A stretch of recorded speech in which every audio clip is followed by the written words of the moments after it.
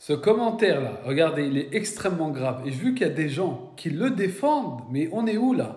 Et ça se banalise, hein, c'est pas la première fois. Vous acceptez qu'une crasse porte le voile et après vous vous demandez pourquoi les voiles est sali, je vous déteste. Mais déjà, tu es qui pour lever l'obligation du voile sur les musulmanes? Déjà, un.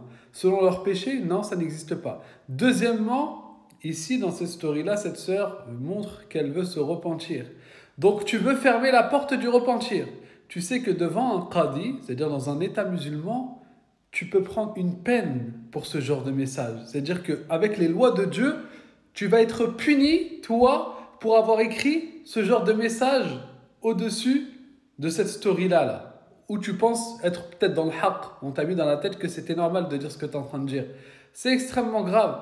Peu importe ce qu'une personne fait durant son vivant, qu'il ait été même, regardez bien, dans l'authentique de Bukhari, qu'est-ce qui est rapporté? Une femme prostituée, d'accord? Prostituée. Elle est partie abreuver, regardez bien, hein, abreuver un chien qui était assoiffé. Elle a enlevé sa tunique, enfin son voile.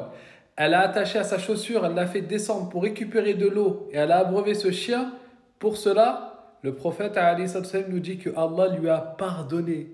Vous savez, c'est-à-dire quoi lui a pardonné? C'est-à-dire qu'elle est rentrée au paradis. Or, des gens comme ça, là, ils auraient dit cette femme, laisse tomber, blablabla, fou, vous me dégoûtez si vous la défendez, je ne sais quoi. Et bien, auprès de notre Seigneur, elle est rentrée au paradis. Donc, premièrement, une personne, tant qu'elle est encore vivante, même si elle a commis, écoute bien, du shirk, de l'association, tant qu'elle est vivante, elle peut encore se repentir.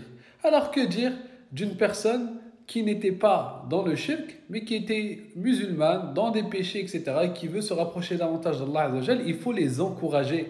Parce que, en plus de dire des bêtises, tu peux être la cause que l'égarement augmente, qu'elle ne revienne pas vers Allah Azzawajal, que tu la démotives, que tu la west-west, etc.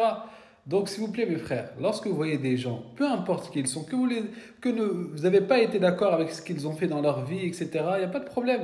Mais il faut toujours être des clés pour le khayr, toujours des clés pour le khayr. Et le Nabi alayhi salam, il dit en plus dans un hadith, il dit il y a des gens qui sont des clés pour le bien et ils ferment quoi? Des fermetures pour le mal. Et il y a des gens, écoute bien, ce sont des fermetures pour le bien et ils ouvrent au mal. Qu'Allah nous préserve d'être parmi la seconde catégorie.